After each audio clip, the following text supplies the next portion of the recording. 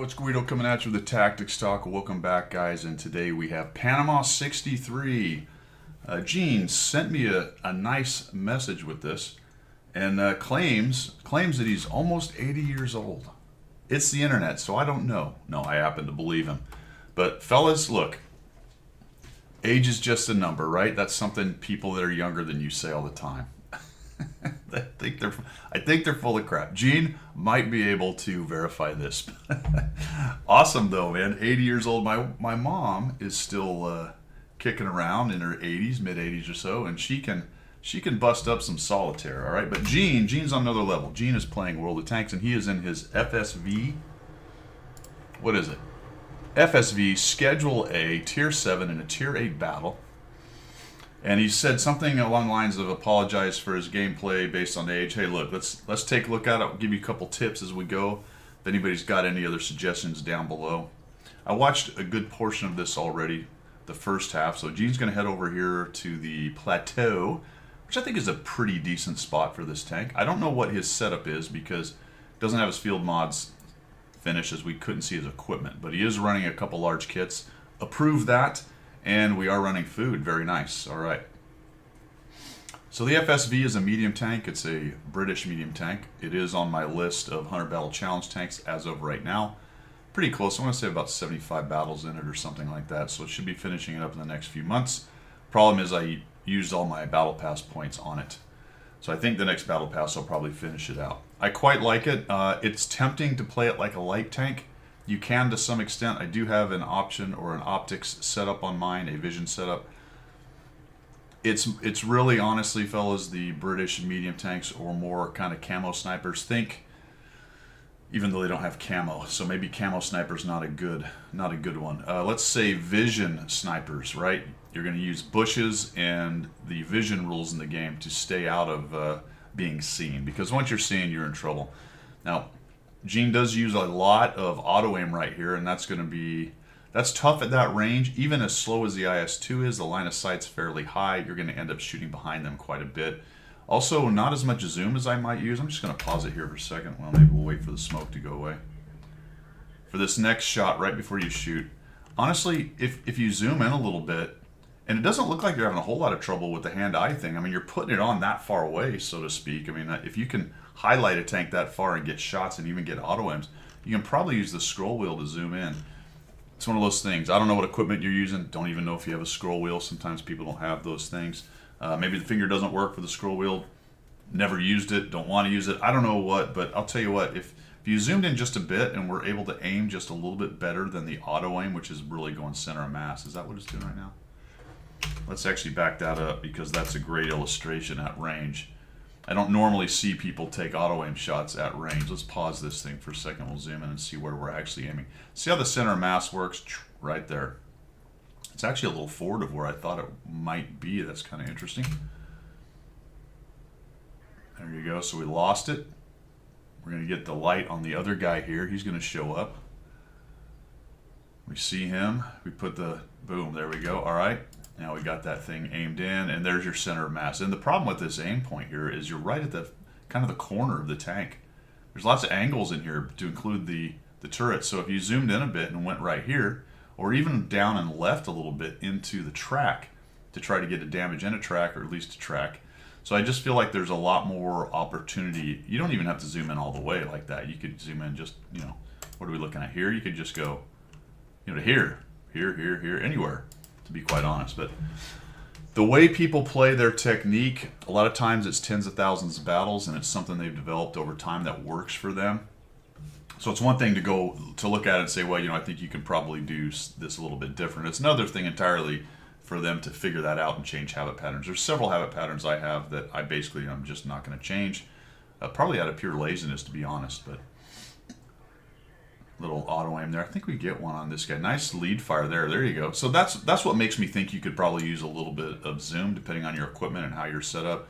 If you're able to actually see that and get that lead fire that far away, a slight zoom would let you even update that a bit.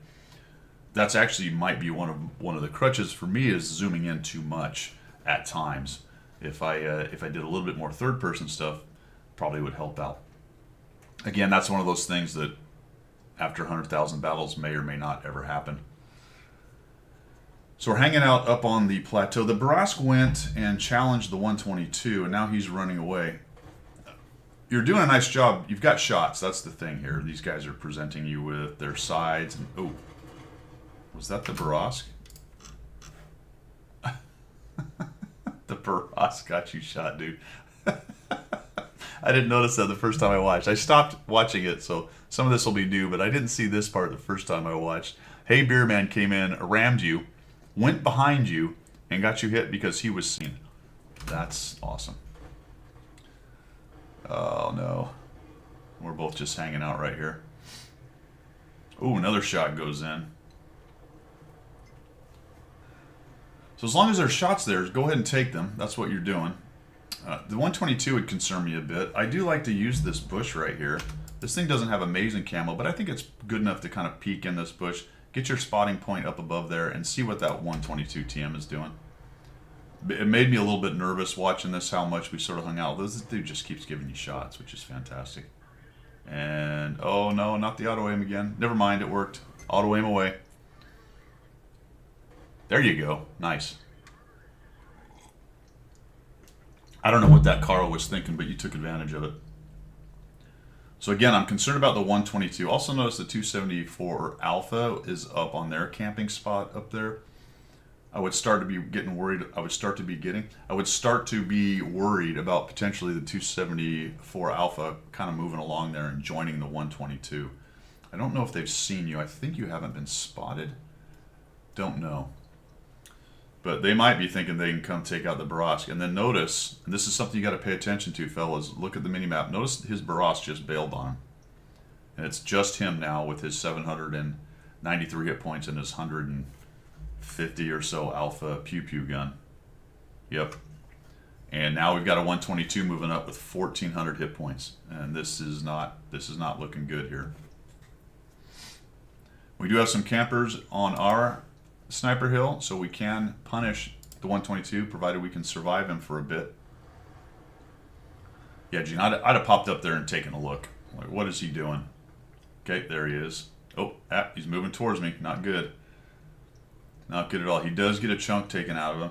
The thing about that is, look where he is. So I think right now you take advantage of that. He's obviously seen. He just took a hit. He's busy. That's the other thing about this, fellas. This is what he's looking at right now.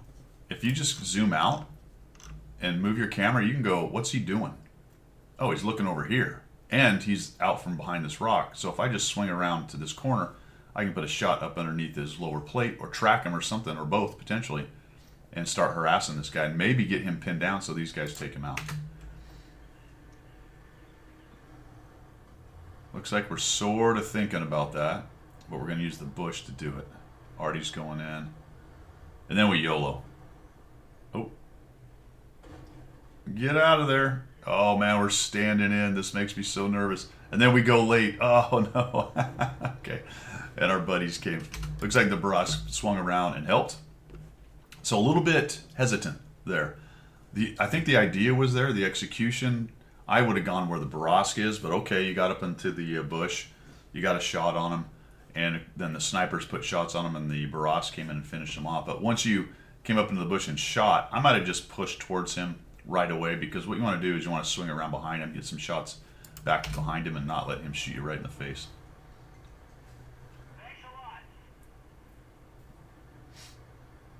I mean, going back to the zoom thing, potentially, and some other, maybe a little bit faster movements, you know how to use the wheel. I can't even use the wheel. I have no idea how to use the bloody thank you wheel. Is that what it is? Is it the thank you wheel? I'm not sure what it is. The calm wheel?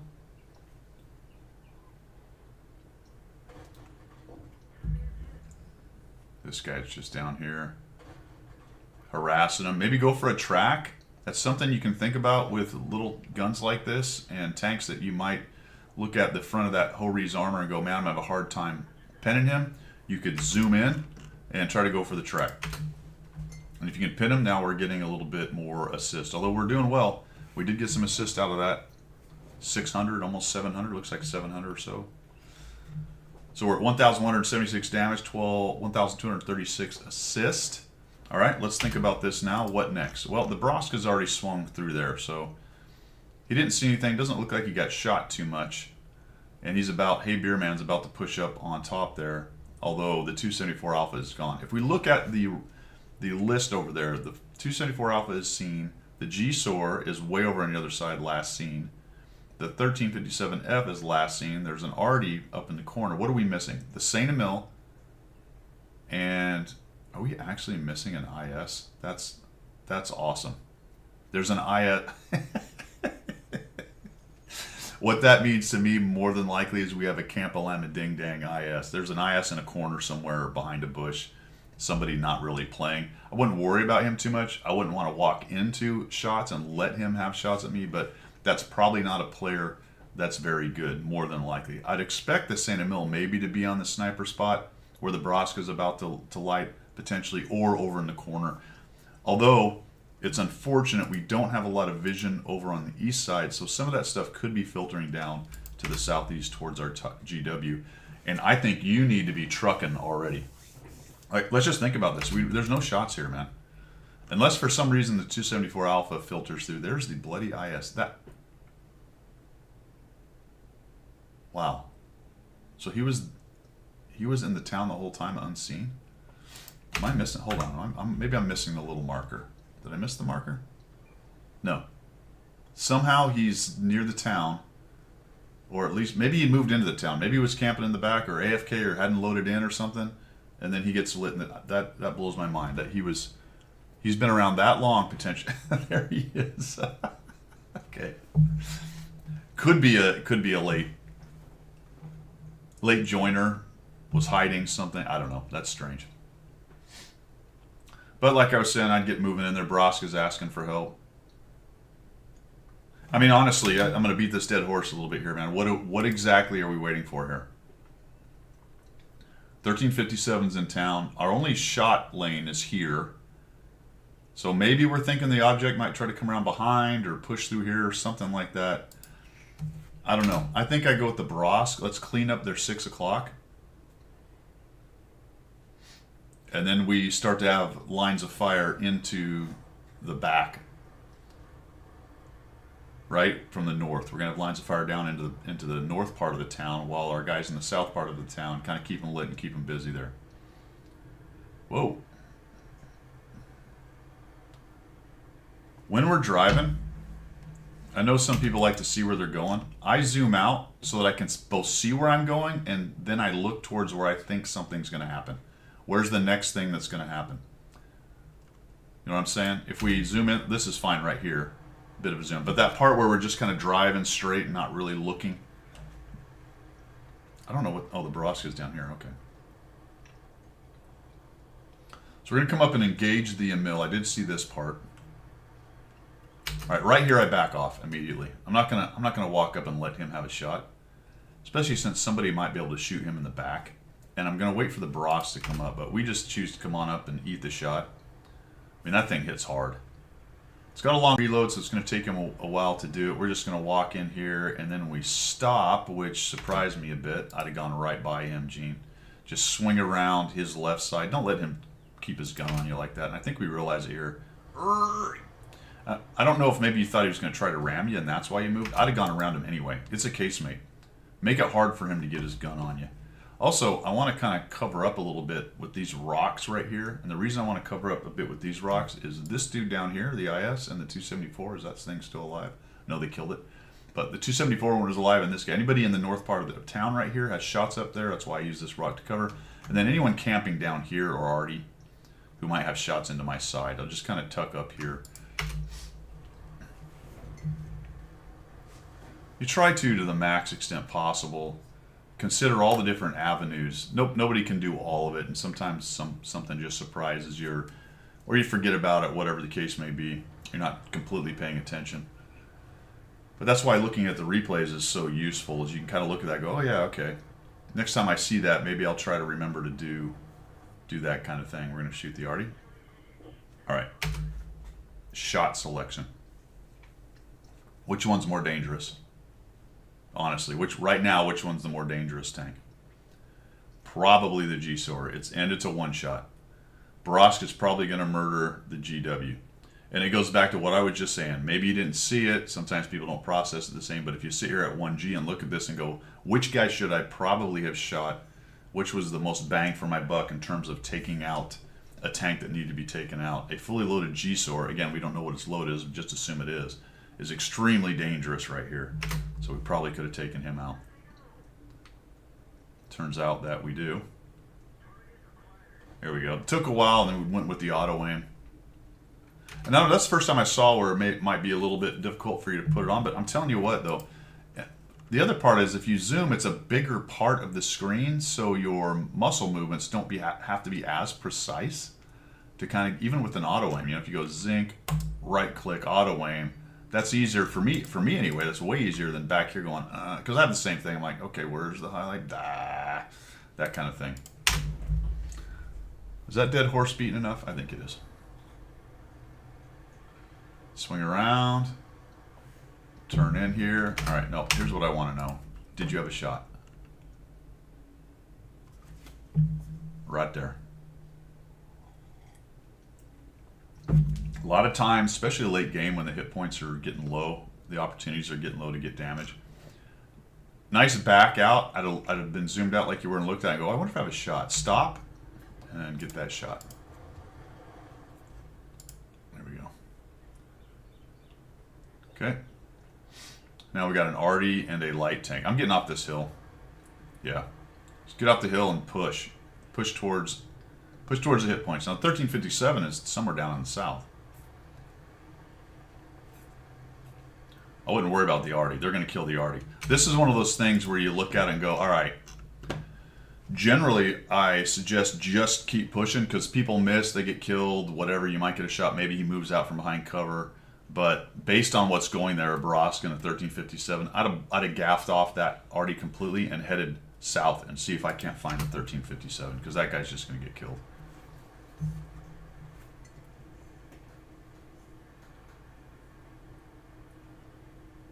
No cap, kill all. Knock down a building. Push down here. Is he hiding in the bushes? Who knows? Let's find out. I don't remember how this finished. Maybe I did watch this whole thing. It's possible. I might have skipped through it. I've looked at 5 or 6 different videos, different replays this morning, trying to figure out which ones to use. And I'm not sure if I got to the end of this. We are capping, of course. We've got 2 TDs that sat on the sniper hill the entire game and have decided that they're going to cap for the win. No sense trying to get the last hit points out of it. I hope they got a mission done or something. I don't know. Maybe we don't find this guy. It's looking like we don't find him. Looks like the 1357 did a runner. He's a runner. He's a track star. Yeah. Bummer. Oh, there you go. Oh, where did he get? Hold on. Where did he kill that guy? He got one of our dudes. Yeah, okay. So he sees the M2Y down in the city from the plateau, kills him, and that's why the M2Y clicks up there and says that's where he is. That was the next logical place to go. Of course, you ran out of time, unfortunately. Tough. It's a tough assignment for this tank to take on a fully loaded 1357, especially if it has enough hit points to survive a couple hits. It's probably going to gun you down. At 334 hit points, that's 3 shots before you're gone. He's going to get, I don't know, 4 shots for your every 1 or so. At least 3 shots for your every 1. So that's a tough assignment. But we lose one more tank, and we end up with the win. So thanks for sending that in, man. We got a 3,000 combined, and age is just a number, fellas. 3,000 combined for a soon-to-be newly minted 80-year-old just rocking it on World of Tanks, man. Awesome. Thanks for sending that in. And what I like about it is this is not an easy tank, man. Gene's out there making it happen in the FSV Schedule A. Well done. 3 kills as well, just to chuck on top of that whole thing, in a 3,000 combined game. I hope some of that stuff helped you, man. I don't know. Like I said, sometimes we get into our habit patterns that work for us.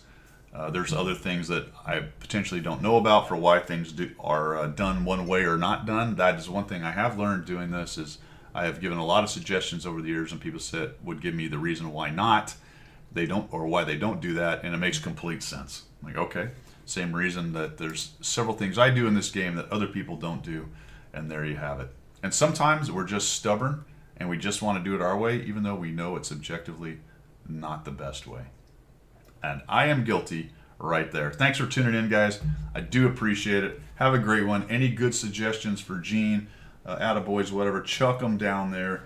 Soon to be 80. Absolutely fantastic. You guys have a great day, and we will see you.